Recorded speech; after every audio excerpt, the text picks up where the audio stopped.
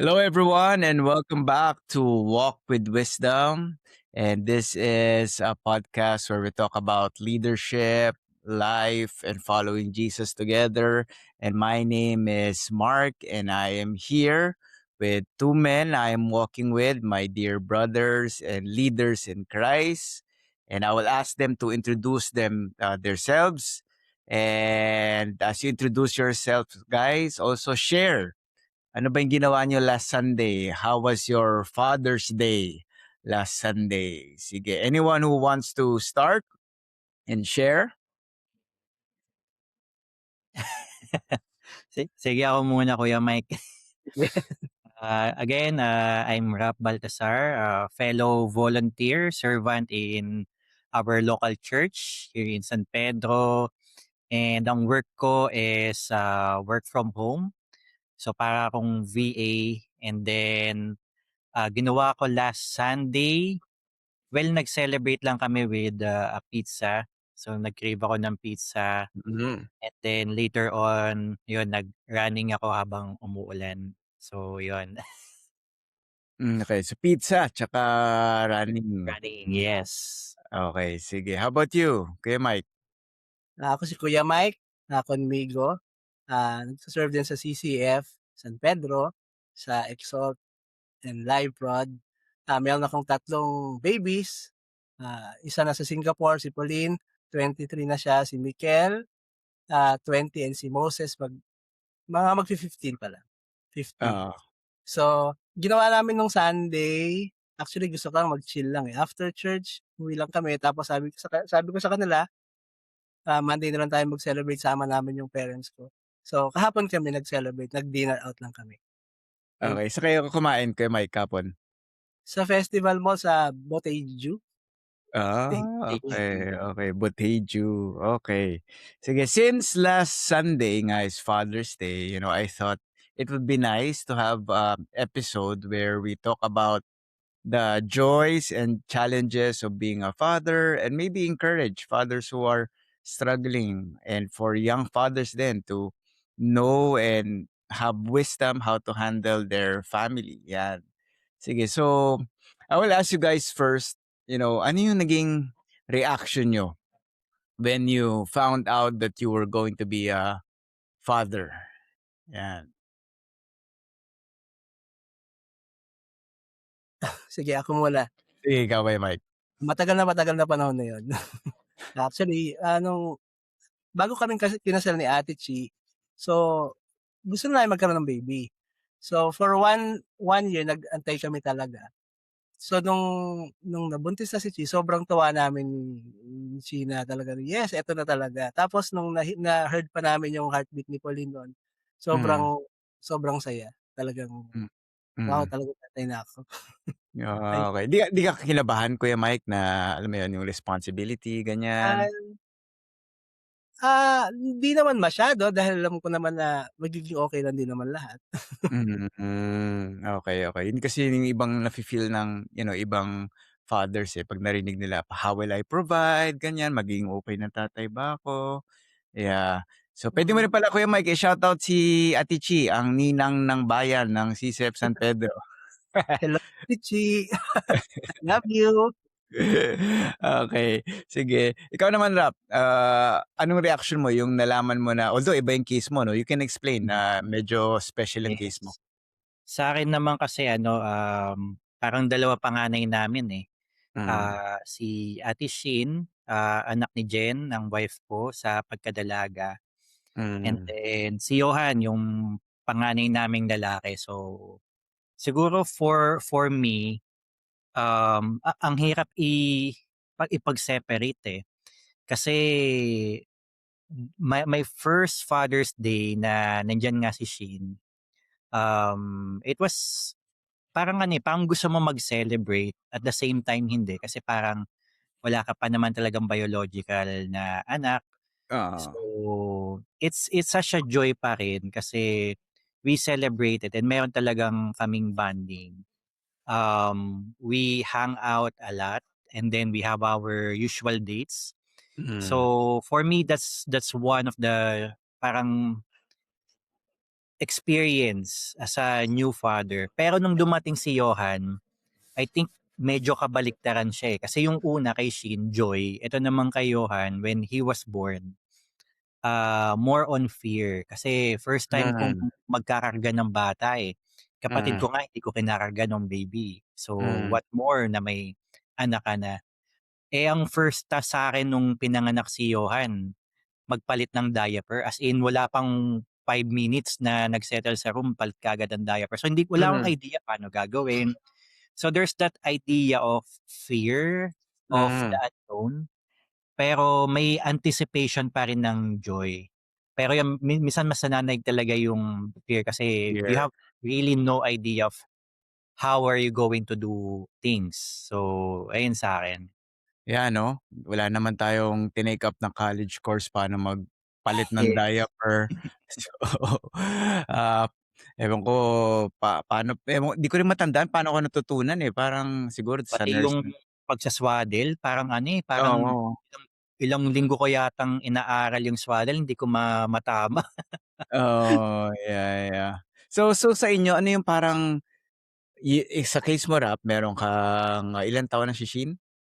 Shin is turning 16 this 16, year, oo. yes. Tapos si Johan, almost kayo Johan is same age. yeah, turning 25. 5. Oo, Mm. tapos meron kang baby boy. Ikaw naman Kuya Mike medyo yung babies mo matatanda na. Yeah. Buti na-clarify mo kanina kasi na meron kang 3 babies pero si Pauline 23? Magte-23 na, si Mikel magte-20 na, si Mo Oh, yeah. Okay. So ano yung parang greatest joy na na-experience niyo as a father? Sa'kin siguro ano, seeing the fruits of your labor. Hmm, For Ate Shin siguro yung nakikita mo na nagbubunga yung mga pinaghirapan niyo kasi as a first time dad kay Shin, siyempre iba yung kinalakihan niya, iba yung hmm, nakasanayan. So may ano, eh, may friction pa rin talaga, eh. In terms of parenting, si Jen iba yung style, ako iba yung style. hmm, So, for all those years talagang parang tug of war, eh, hmm, na minsan may doubt ka rin kung nagwo-work ba yung alam mo, nagwo-work ba yung inaaral mo, nagwo-work ba yung lahat ng pinaghirapan mo, mga advices, ganyan. mm, Pero nakita ko lang yung fruit siguro 2 years back after I think one of the VBS in mm, San Pedro na nakakita ka ng changes and then later on mas makikita mo yung mga changes, how she talks, how she asks questions. So nakikita mo yung values na talagang tinanim mo sa kanya. So dun na hmm, same case with Kuya Johan. Kay Kuya Johan naman, I think this is one of the times na nag-football sila ni Mati na I think hmm, after the football session nila nag-usap kami ni Jen, sabi ko, I think it's parang ano, eh, we're harvesting some of the fruits hmm, kasi nakaka-encourage na nakikita mo yung values na hmm, parang natural sa kanya nag-e-encourage, "Are you okay? You can do it." Yung mga ganyan, sumisigaw-sigaw siya ng ganyan. Parang it's not something that you really teach, eh. Parang na-ingrain na lang kasi ang tinuturo mo how to read, how to count, hmm, ABC, mga nursery rhymes. Pero yung how to take care of someone, to be compassionate, that's something na siguro may ingrain na lang as they see their parents. hmm, So, for me, those hmm. are the joyful experience as a father. Yeah. So si Shin, ilang taon siya yung kinasal kayo ni Jen? 2020, so I think 10 or 11. So 10 or 11 years siya na nasanay siya sa parenting ni Jen lang. Mm, Tapos yes. biglang after that magshi-shift siya, with having a father figure na. So mamaya Mhm. pag-usapan natin yan, ano yung naging challenge dun sa part na yun. Kasi baka merong mga men din na, ganun yung situation nila. Sa'yo Kuya Mike, ano yung greatest joy na na-experience mo, as a father? Siguro nung mga baby sila, kasi parang ang sarap-sarap nilang yakapin, ang sarap-sarap nilang kilikili nila, yung mga paa nila, Oo. sa daliri nila. So, isa sa mga joys ko yun. Tapos habang lumalaki sila, natutuwa ako kay Lord dahil in a way na-influence ko sila sa music, si Pauline, si Mm, Mikel, Moses. Kaya parang, wow, parang sana pagtanda ko maging kabanda ko 'tong mga anak ko. So, isa sa mm. mga joy ko talaga yung how mula nung baby sila talagang ang sarap-sarap nilang laruin Ano talaga. oo, yeah. Ano ba Kuya Mike, anong anong age o hanggang ngayon ba gano'n or may age na parang sinabi nila na, "Dad ayoko ng hina-hug mo na ako, ayoko ng." Actually ano, hanggang ngayon naman, ako na yung hindi masyadong, clingy sa kanila, nagyayakap, yumayakap sa kanila, sila na. Kumbaga si Hmm, Moses ang laki-laki yayakap sa'kin, si Pauline oo kumakapit nakita ko 'yun. sa'kin, tapos Oo. si Mikel din yakap ng yakap. Tapos in a way kahit nasa public kami, kiss na, kiss na. So ang lalaki nila kumi-kiss pa rin kaming parents niya. Mm. Oh, kiss na, "Bye-bye, kiss na, oh, God bless sa'yo." Ah, oo. Wala wala naman na ano, situation na parang kasama yung friends nila tapos bilang, "Dad nakakahiya, wag ayoko ayoko i-kiss ka," parang gano'n? Hindi naman, siguro minsan si Moses parang medyo nahihiya ng konti sa'min ni Hmm, mommy pagka, hmm. "Oh, bye-bye na baby." Kasi baby Ah, tawag namin sa kanya. ah, Pero eventually na nasanay na rin siya na okey lang sa mga classmates niya na nakikita. Tsaka praise God din dahil in a way yung mga ibang classmate niya parang naiinggit din kay Moses na, "Wow, mm. parents mo, ano Oo. sweet sa'yo sa'yo." Yeah. Kasi maraming mga gano'n, eh, na children na hindi gano'n ka-expressive, ka-affectionate yung parents nila, 'di ba? So, Mm. ako rin ngayon na sarap alam mo yun, i-hug si Mati, kiss si Mati, pero iniisip ko kailan kaya yung tipong ayaw niya na ng gano'n, na nahihiya na siya sa pagkasama niya, barkada niya. Although, we'll see siguro as he grows, up 'no. Yeah. So we talked about the joy, yon yung kita mo yung changes, being able to hug them, and share the same interest sa'yo Kuya Mike, 'di ba, that Mm. since you love music din, that they love music. By the way, ano ba yun, parang naging natural lang na they love music or may time ba na parang, "Ayoko niyan dad," or talagang wala lang, parang kasi nasa sa'yo na yun, parang na-embrace lang nila on their own? Actually si Mikel, 2 years old, nagda-drums na talaga siya. Hmm, Tapos mga magti-3 siya, mga 2 rin, pupunta siya sa stage sa church, may dala-dala siyang maliit na gitara, maggi-guitar siya kasama nung praise and worship band. mm. Si Pauline naman, gusto ko matuto siya maggitara, parang medyo ayaw niya, bumili lang ako ng gitara, nilagay ko lang sa kwarto niya. Eventually naggigitara na siya, natuto na siya. Hmm, Sabi nga hmm, niya, "Thank you daddy binilhan mo akong gitara kahit ayaw ko." okey. Even sa pagki-keyboard, yung ginagamit namin na keyboard sa business, kinalat ko lang sa bahay namin, mamaya nagja-jam na silang tatlo, nagkakantahan na sila habang Hmm, maliliit, nakakatuwa. hmm, okey. Kasi siguro yung environment din, na nakikita nila nandiyan yung mga instrument, puwedeng magamit, 'yan. Mhm. Sa'yo ba meron ba meron ka ba nakita na parang same interest sa'yo na, lumalabas na rin na ito na rin yung gusto nila? So far wala, eh. Hmm, Mahilig ako sa music, pero I can't teach music. mm, So, si Johan nagkaroon ng interest with drums, with keyboard, and, guitars. hmm, Pero hanggang dun lang, eh, yung parang gusto niya lang mag-ingay talaga. hmm, Siguro one thing na nakikita ko kay Johan yung kinokopya niya sa'min ni Jen 'pag nagwo-workout kami na nakikita niya. So, hmm, yung mga warm-up niya, parang the other day, yun nga nung Father's Day, kasi gusto niya sumama, eh, pero umuulan. So, hindi ko siya sinama. So, ang compromise ko na lang, mag-warm up ka with me. So, nag-warm up kami and then happy na siya nun kasi part siya ng warm up tsaka napagod na rin siya. So, yeah, yun kay Johan. yeah, yeah. Okay. So ito na ang pag-usapan natin. We talked about the joy of fatherhood. How about the challenges? Ano yung sabihin natin muna yung pinakamahirap na parang na-experience mo as a father as of the moment? Pinaka mahirap na challenge na pinagdaanan mo as a father? Siguro on top of my head, since mga bata pa, I mean yung dalawa, yung mag-control ng emotion. Kasi Mm. kay Shin, may ano na may nakakaintindi na nung Mm. we raised her.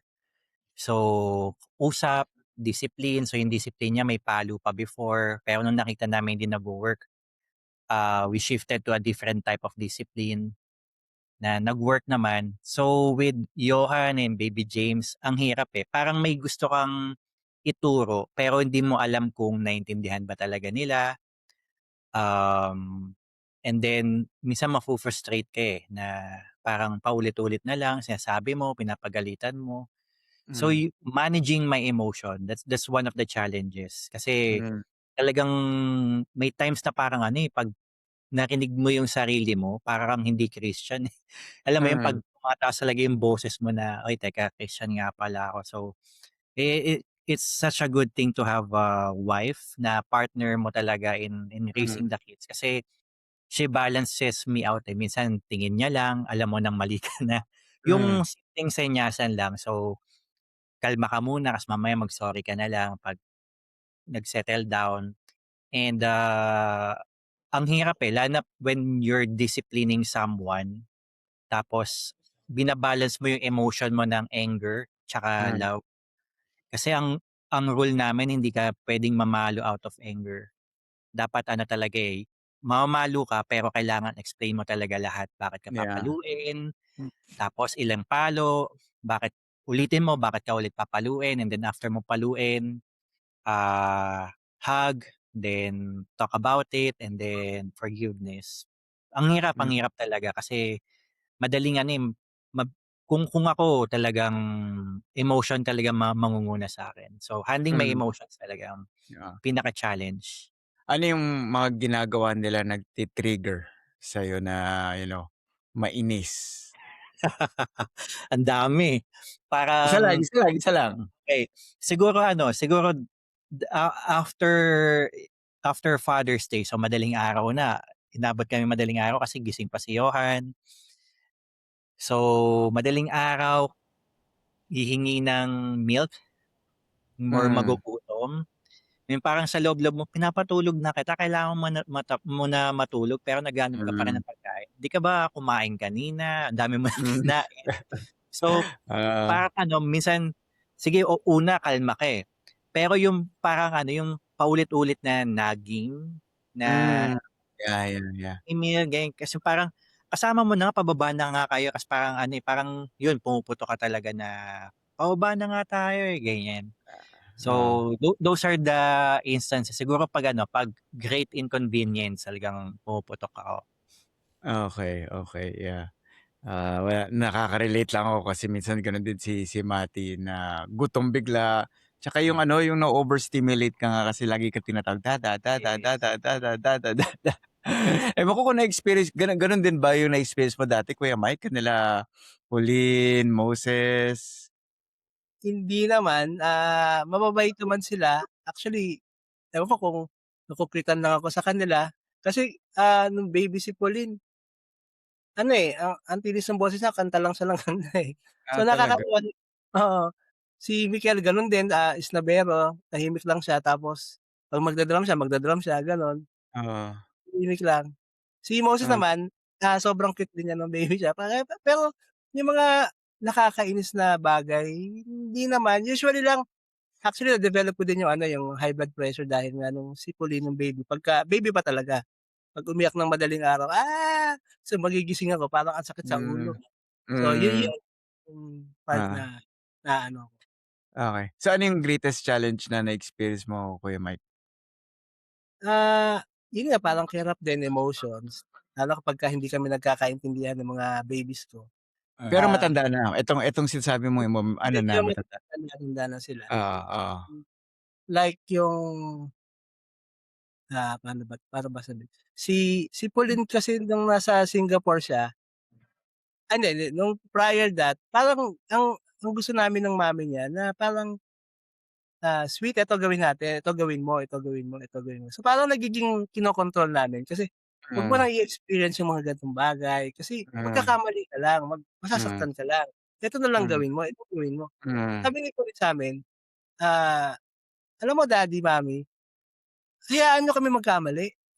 hmm, Wag niyo kaming kontrolin." Ganyan nga parang, So parang minsan dun sa mga instance na gano'n parang, feeling ko nadi-disrespect ng konti so medyo nagagalit ako. oo, Tapos there was a time na nakapagsalita yata ako ng hindi maganda kay Pauline. Na hanggang ngayon natatandaan niya, pero praise God naman, ah, nagmamahalan kaming mabuting hmm, mag-ama. So, maya't-maya tawag ng tawag, "Daddy, daddy, daddy." hmm, Ngayon na lang siya nagiging ano, masyado siyang clingy ngayong season na 'to ng buhay. oo, Kahit na nung may part na naging, ah, pasaway siya na ayoko na nag-aaway kami.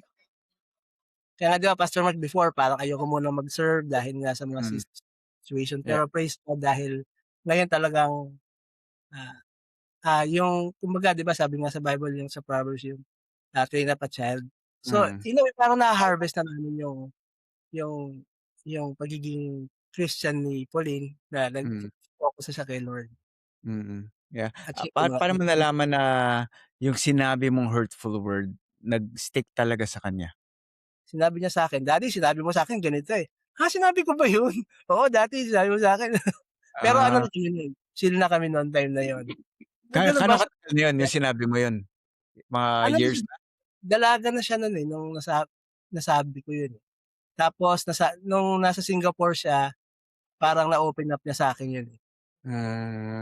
True Hmm, story babe, kung nasabi ko sa'yo yun. okey, okey. I So, think talagang in nag-stick sa kanila. So, dapat oo, talaga yung emotion talaga, eh, yeah, makontrol. yeah. I think isa yun sa mga ano natin, eh, things that we are afraid of na meron tayong masabi out of emotion that we will regret. Kaya minsan may mga tendency ang mga lalaki na tumahimik na lang, mag-withdraw na lang, kasi ayaw natin may sabihin tayo na, will True. really hurt our spouse or our children. Ano ba sa inyo yung parang greatest fear nyo as a father?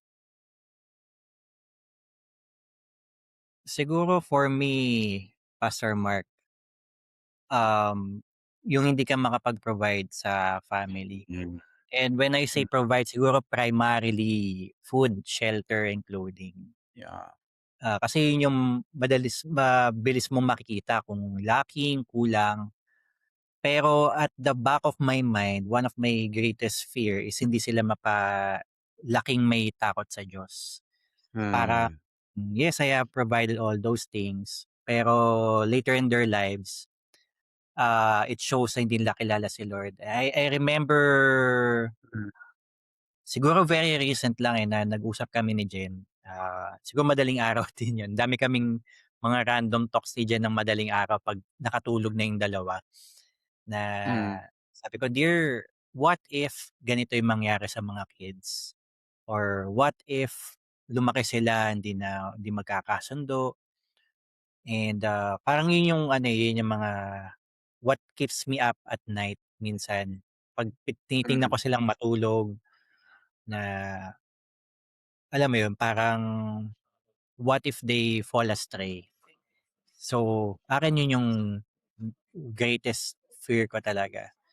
And, ang hirap niyang i-surrender, kasi as a father you want to give everything, eh. You want to provide the yeah, guidance, the advice, pero alam mong ano, limited lang yung influence mo talaga with the children. They have their own decisions, their own choices.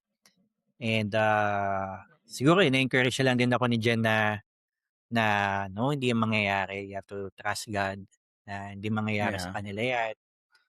Pero alam mo yun, gusto mo talagang kontrolin yung mga bagay-bagay. So, ako yun yung isa sa mga fear ko talaga. Yeah, yeah.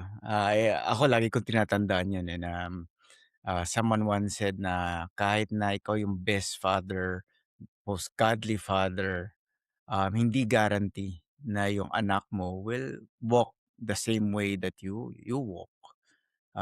Kasi meron pa rin silang sariling, will. Although mas mataas yung possibility talaga, but kahit itong area na 'to talagang kailangan i-surrender mo pa rin kay Lord, eh, 'di ba? Sa'yo, Kuya Mike, ano yung pinaka-fear mo as a father? Pareho kami ni Rap, Hmm, yung maliit nga sila. Pero ang praise God naman dahil siguro nakukulitan sa'min si Lord, during everyday na magde-devotion kami ni Chi, ang prayer namin nga is yung future spouse, future family nila hmm, na maglilingkod lang kay Lord. Tapos hmm, pagka family prayer kami during nighttime, kasama na yung kids, yun ang pinagpe-pray ko. So alam nila na pinagpe-pray ko sila na magkaroon hmm, sila ng future family na talagang kasama nila na magse-serve. So yeah, yun, hindi naman kailangan yung kung ano-ano, yun lang naman talaga yung pinakamahalaga, eh, sa buhay yeah, na. yeah.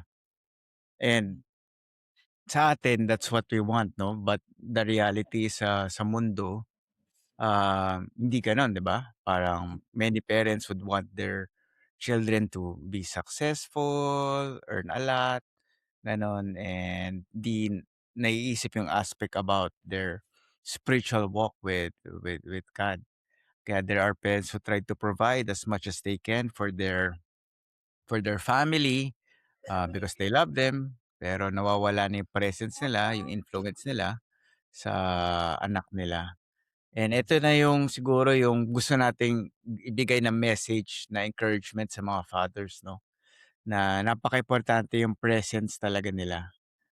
Yung presence niyo, ikaw, Rap, Kuya Mike, ako, to influence our children. Kasi katulad ng sabi niyo kanina, may fear nga rin na, we want to provide as much as we can, pero ang nangyayari dahil nagiging focus so much on provision, work, nawawala yung presence mo, 'no?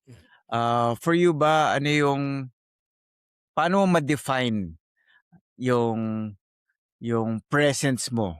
Paano mo masabi na, "Okay, I am present with my family during this time." Kasi puwedeng nandiyan ka pero hindi ka naman quote unquote present talaga, 'di ba? So, paano mo masabi na, "Okay, I am really present and here for my family during this time."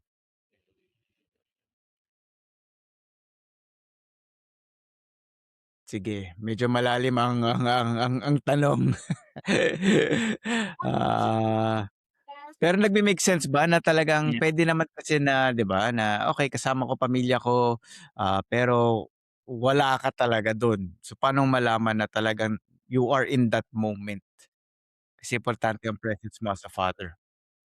Siguro for me, Pastor Mark, yung you're capturing the little moments, small moments. Hmm, Kasi if let's say most fathers kasi right now are into mobile games, for example. And if you are with your family, let's say nagha-hangout nga kayo, pero nasa phone ka naman, either playing or scrolling, you will miss those moments na alam mo yun, that makes your child laugh or sad.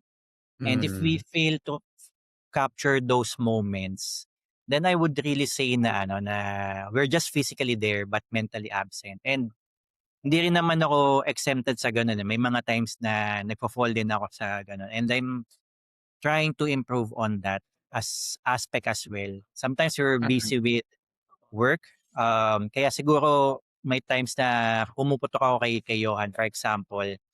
Kasi during those times na nagwo-work ako, do'n siya magpapakuha ng milk. Minsan nasa meeting ako, hmm, "Can you get me milk?" Sabihin ko, "Can you wait muna?" But waiting is hard, ganyan. So, hmm, alam mo yun, yung mga small moments na yun is a good teaching moments din kasi with your children na you can teach them patience by showing patience to them as well. So, parang ang irony kasi you're teaching patience pero ikaw mismo hindi ka patient. So, you're not there in those hmm, moments with your family. And praise God kasi si Jen very very ano siya dun, eh, very conscious siya dun sa'kin. mm, hmm. Yung 'pag nagzo-zone out ba ako, Oo, what, so kino-call out niya ako, ayan. So, parang eto nandiyan si Johan, may nagpapasama. So, Ayun, pero for now si mama muna ang tutulong sa kanya. Okay, yeah. Nandiyan ba si Jen? Nasa room kasama naman ang aming bunso, Ah, nagpapatulog naman. okay, yeah. So maganda yung sinabi mo 'no, you can be physically present but mentally, absent. Yan, kaya 'pag sinabi natin, "Fathers, your presence is very important." It's not just your physical presence, but really, yun nga, you as an entire person, your mental, yan, your heart, yan, dapat nandiyan. Sa'yo, Kuya Mike, paano mo malaman na ikaw mismo na you are present really in that moment for your family? Actually ano, guilty din ako sa ano, eh, palaging mentally absent. Minsan Hmm, sasabihan ako ni Chi, "Mahal yung anak mo may tinatanong." "Ay gano'n ba?"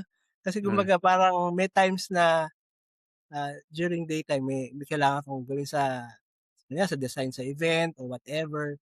So pagka na-drain na ako parang gusto ko na lang mag-scroll o kahit na ano, hmm, parang 'yun. So minsan, in a way nagi-guilty ako, nahihinayang ako ngayon sa panahon na nasayang imbes na yung sasabi nga nila may mga magic moments with the kids. So dapat ginawa ko. Pero praise God naman so far ngayon, kapagka nagkukulitan kami ng mga bata, yung mga daddy jokes kahit papaano kinakagat naman nila. So hmm, masaya kami nagkukuwentuhan with the kids. yeah. Sample nga Kuya Mike ng isang daddy joke? Naku, ano lang, eh, mga biglaan lang, eh, yung mga daddy joke lang. Okay. Pero maganda 'yun 'no, isa 'yun talaga sa I think nagko-compete sa quote unquote presence natin yung phone, 'di ba? Na may ako rin may mga times na gusto ko magpahinga, and then walang kasi yung phone somehow 'pag nagso-scroll lang tayo parang na-unwind yung mind natin sa sobrang dami nating iniisip na nakaka-relax tayo. Pero yun nga baka nami-miss out natin, to spend really precious time with our family or children. Ano pa sa tingin niyo yung mga bagay that can compete for our attention? So phone, uh, anything else that fathers need to be careful about? Ako since work from home ako, work, eh. Kasi Or nandiyan lang yung work ko, eh. Um, Yun nga may mga times na 'di naman ako on kami 'pag nagme-meeting and minsan din naman talaga ako gano'n ka-involved sa mga meetings. Pero alam mo yun, parang you choose not to take care of your child. Kahit naman bumaba ako, maririnig ko naman yung pinag-uusapan. mm, So, alam mo yun, parang work sometimes for me competes with my time with my children. And siguro pati na rin yung games, hobbies, um, may time kasi na parang minsan nafru-frustrate ka, eh, parang ano, eh, alam mo yun, nasa bahay ka lang naman, so you want to unwind by running, tahimik ka lang, ganyan. Pero mm, 'pag alam mo yun, may times na kailangan mong alagaan yung mga bata muna kasi busy si Jen. So, minsan kakainin yung time na instead of you running, you're just taking care of the kids. So, it shouldn't be that way and sa'kin na I'm speaking to myself na hindi dapat nagko-compete yung other things with my family kasi mm. they are the first ministry na hina-handle ko talaga dapat ng maayos. And sometimes ministry, competes with my time with the family as well. Yun, oo, isa yun 'no, na ministry. Nothing bad about it, but it can really, take up so much of our time na nawawala yung family as a priority. So work, ministry, phone, puwede ring barkada, friends, Mm. 'yan. Kaya lalo na if you're working from home 'no, dapat meron ka talagang schedule na if ganito yung time, you drop everything and be with your family kasi 'pag work from home anytime puwede mong kunin yung laptop mo at mag-send ng email or whatever. Kaya yun, presence, fathers, your presence is really very important. Your children may forget many things, you buy for them, but they will remember whether you were there. So yun yung first encouragement natin for the fathers. Second encouragement natin for the fathers ay tayo and all those who are listening, we need to remember that yung example natin, very, very important. Speaks louder than words. Meron ba kayong isang story na nakita nyo na talagang kinokopya ng anak nyo yung ginawa nyo? Whether it's good or bad. Sige, habang nag-iisip si Kuya Mike. Oo, parang Matagal maraming binabalikan si Kuya Mike eh. ko nakalimutan ko din. Sa akin kasi ano eh, as I mentioned kanina, kinokopya ni Johan kung paano ako mag-warm up, mag-exercise dito. Since wala naman kaming weights talaga, so body weight and siguro may konting dumbbells lang. So after ko mag-workout, si Johan, lalapit yan dun sa may mat. Tapos, Dad, when is my turn next? Ganyan, ganyan. So, sabi ko, hindi, kasi madumi dito. Kasi lipat siya dito sa playroom, may ano dito, may mat.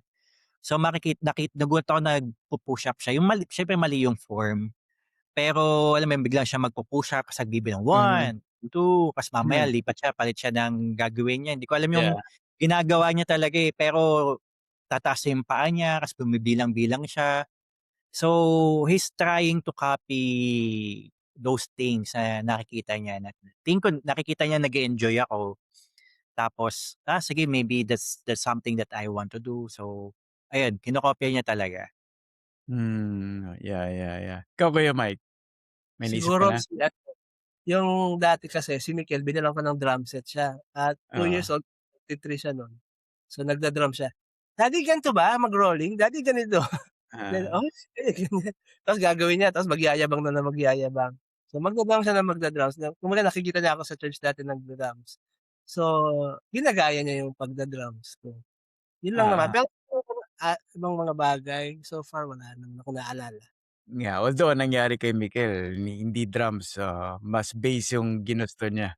Kasi nga na ano yun, eh, bale na-invite kami na tumugtog sa Amazing Grace School. Si mami niya ang bassist, tinuruan ko overnight si Chi mag-bass. Tapos ako yung nag-gitara, si Mikel yung nag-drum, si Pauline yung kumanta. Eh, habang nagre-rehearse kami, sabi ni Mikel habang "Mami, mami, mami." Hindi niya mahanap yung one Ah. para yung bass. So siguro na-encourage si Mikel mag-bass, naging bassist na siya. Okey yun pala yung story na yun. Okey. Ako ang natandaan ko may one time, naglalaro kami ni Mati ng basketball. So, basketball pero wala namang dribble tapos kailangan niyang i-shoot yung bola sa isang, ring. Tapos may ginawa ako na alam mo yung ginagawa minsan sa basketball na parang niloloko mo yung kalaban mo? So, parang sinabi ko kay "Mati, look at that." So, tumingin siya dun, tapos nag-shoot ako sa bola. Tapos sabi niya, "That's unfair." Ganyan, ganyan. Tapos, so okey tapos na kami maglaro. Tapos naglaro sila dati ni Jessie, yung kasambahay namin. Tapos ginawa niya yung ginawa ko. Tapos sinabi niya rin kay Jessie, "Jessie, look at that." Tapos nag-shoot siya. So, na-realize ko dun na, naku mukhang mali yata yung naturo ko sa anak ko, imbis na although ano lang naman yun, joke lang yun. Pero dun ko na-realize na talagang kina-copy nila yung Mm. example mo 'no, kung anong ginawa mo. So, for us, ano sa tingin niyo yung how can fathers model a genuine walk with the Lord, with Christ?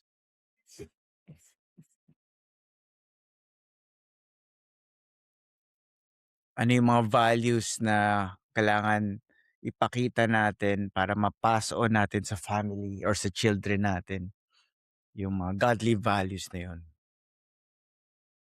Siguro one of the things is taking care of our quiet times. Hmm. Um, si Ate Shin pa lang naman kasi yung puwede naming tanungin dito, eh, since si Johan 'di pa naman marunong magbasa. And, I remember si Ate Shin, siguro mga couple of years ago na in-encourage namin magbasa. Tapos gumawa pa kami ng sharing plan sa YouVersion. So, pare-pareho kami ng Bible reading plan kasi hindi gumagalaw. So, it's something that you cannot really force to them, eh. Pero if they see na ikaw, regardless of the circumstance, ginagawa mo, then I think sooner or later they will see that makikita nila talaga na ito yung mga bagay na bina-value mo, mahalaga Mm. sa'yo. That's why you're taking care of it. Kaya I think one of our dates ni Ate Shein, I asked her kung nakikita ba niya ako nagka-quiet time. Sabi niya minsan daw or oo, gano'n yung sagot niya. Which is nagulat ako kasi ang quiet time ko hindi parang ako lang yung gising dito 'pag nagka-quiet time ako, Mm. kasi panggabi ako.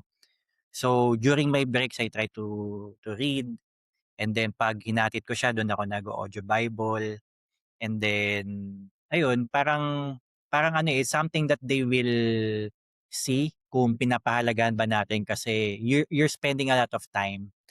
And Mm. nowadays, ang isa sa mga gusto namin mangyari ni Jen is to take care of our physical bodies, kaya nga we're very active in eating healthy, tapos exercising. So, in-encourage din namin si Ate Shea na mag-workout nung bakasyon niya. So, yun, walang nangyari.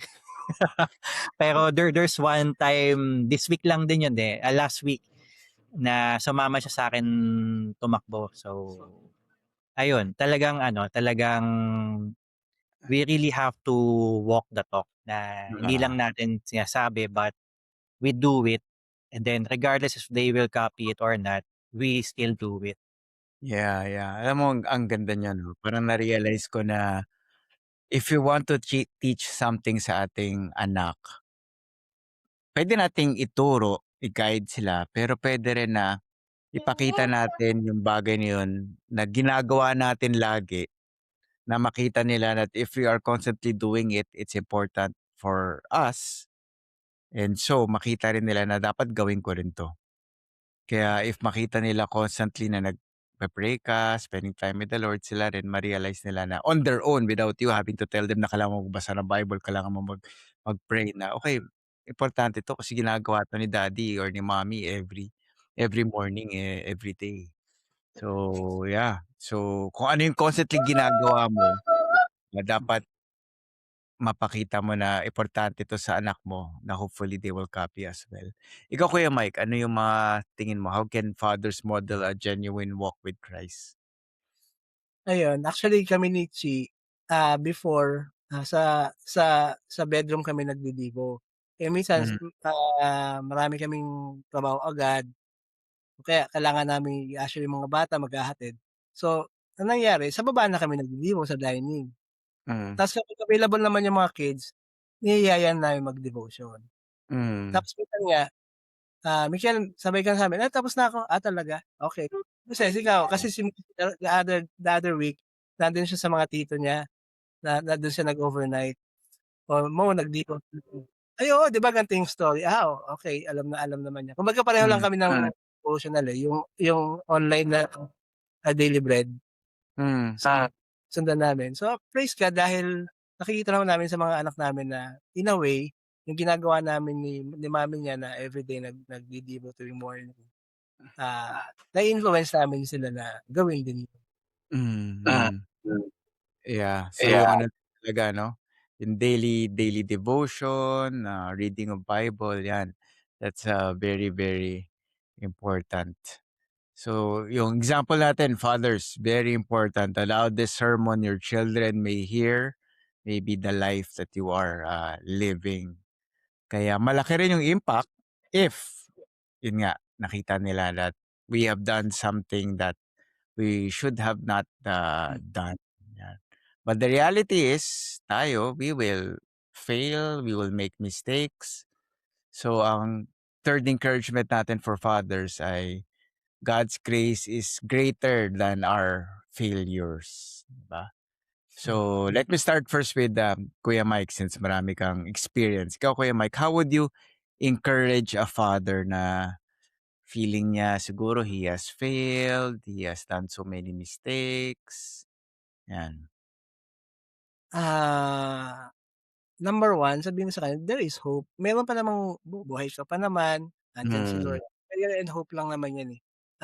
Kailangan mo lang talaga mag-focus kay Lord at dun sa kung ano man yung nararamdaman mo, siguro inallow ni Lord yan for you to have this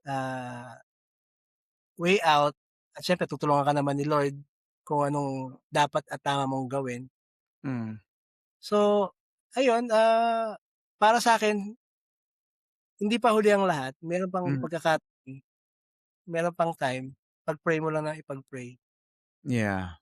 Mm. Yeah, that's true, no? Na dapat hindi mawalan ng hope. Siguro man years yung nasayang, pero while you are still alive, meron pang time to correct, to create more better memories, wonderful memories, 'di ba? Ikaw Rap. Siguro isa naisip ko about failures is that sometimes failures teaches us more than our success. Kasi in our failures dun tayo mas natututo, na ano ba yung Mm. dapat natin pinapahalagahan. And, siguro ganun ako mag-isip kasi galing ako ng sales background. And Mm. is laging sinasabi namin yun as an encouragement, Pero it can be said the same thing with being a father, na if you really want to learn, just try out things for your family and then kung may mali, then try to correct it. Ang mahalaga kasi you're doing that effort to be with your family, to be present. Sometimes we express it differently. Sometimes we express it in a wrong manner. That's why importante din na may nagbibigay sa atin ng feedback kasi hindi natin alam na mali na. Mm. Mm. Kaya praise God for the group. Praise God Yeah. for people around us that will call us out kung mali na. And from there, we learn from it. Kaya kita mo pa rin talaga yung grace ni Lord na even though you made a mistake, there's a redemption, may ano pa rin. It can be, hindi, kumbaga hindi siya final sentence. Mayroon pa ring hope na tulad Hope, sabi ni yeah. Kuya Mike. Yeah, that's true. Tanong ko lang kasi ngayon alam ko ikaw Rap, like you're walking with a small group tayo, 'di ba? Sa'yo Kuya Mike, when you were starting your family, was there anyone who parang guided you, helping you become a father? Actually, wala akong maalala. Mm. Talagang kami lang ni Chi.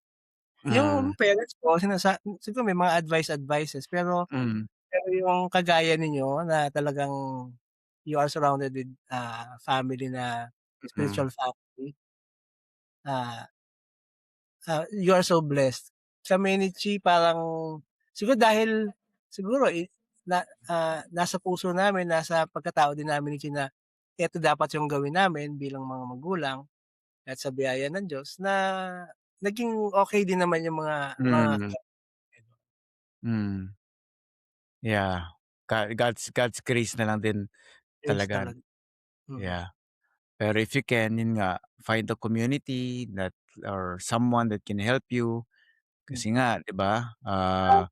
Wala naman tayong go through na course how to be a good father or how to be present, how to be a good example, ganyan-ganyan. We will fail at one point, but there's hope, there's grace if you really know the Lord and you trust Jesus that He can help you, how to disciple, take care of your family. Because children, they do not need a perfect father naman but they need a father who will be authentic and a father who will point them to the perfect heavenly father. Yan. Mm. So as we end, final question siguro. So encouragement natin for the fathers is to be present, to be a good model, and God's grace is there despite our failures. Pero ang final question ko for you guys, 20 years from now, what do you hope your children will thank God for when they think about you? Pikat ng question naman na to. 20 years from now, ilang taon ka na yun, Kuya Mike? 20 years from now, tsaka Rap. What do you hope your children will thank God for when they think about you? Siguro for me, na hindi ko tinuro ano yung dapat nilang paniwalaan, kundi bakit kailangan lang paniwalaan. Kasi at the end of the day, we can teach them the what, when, where about God. Pero yung why is totally different eh. And Mm, tulad nga nung nasabi ko, isa yun sa mga biggest worry ko talaga is that lalaki sila ng di nila kilala ang Panginoon. And I guess it solves all the other problems eh. Kasi if they know God, then they will treat each other nicely yeah. or with grace talaga, with love. That's why I try my best to teach them the why. Bakit nga ba kailangang maniwala kay God? Mm, Why we believe what we believe. Kasi the world will teach them eh. And siguro limited lang din talaga yung time natin as parents dito sa mundo. And hopefully, if God will give me that privilege to see my children 20 years from now, I long to hear that na tinuro ko sa kanila bakit nga ba namin pinaniniwalaan na. Why yeah. do we believe that God exists? Why are we living this life anyway na sobrang hirap dito lalo na sa Pilipinas, and yet we choose to hang on to God, to the gospel. So, yun sa akin. Yeah, yeah. And yun din prayer natin no, na our children will have their own personal whys. Why they follow Jesus, why they believe this. And hopefully after 20 years, siguro mag-podcast ulit tayo, Kuya Mike, tingnan natin, pag-usapan natin ano na bang nangyari after 20 years. Kung di pa bumalik si Lord. Sige, ikaw Kuya Mike. Siguro ano, 20 years from now gusto ko marinig sa mga anak ko na, "Thank you daddy dahil nag-follow ka kay Jesus." Hmm, Yun. ganda naman yung Ganda feeling. naman. Feeling ko iyak ka Feeling na. ko Oo nga eh. Pero 20 years from now, so si Pauline 43 na. Or Hmm, 20 years from ulit now. yun. So baka may sarili na siyang pamilya, mga anak. Wow, no? Hmm. Hindi ko pa ma-picture but we'll get there. And yun din ako for me, ang prayer ko lang is 20 years from now, masabi ng anak ko na thank you dad that you have been faithful. So, faithful to the Lord and faithful, taking care of us, being a good father sa amin. Diba? So it's not easy to be a father, but there's so much joy to see our children walk with the Lord, to see our children grow. There will be challenges, but God's grace is greater than our failures. So as we close, thank you, my dear brothers, in spending time with me. And I pray na tayo and all the fathers there will be present, not just physically, but really be there in the moment, be a good example, and will just depend on God's grace. So thank you for joining us. Subscribe to Walk with Wisdom. Share this episode with a fellow brother or father or future father. And then don't remember not to walk alone. Walk with someone. So thank you for walking with us and see you in our next episode. Bye-bye. Bye. Thank you.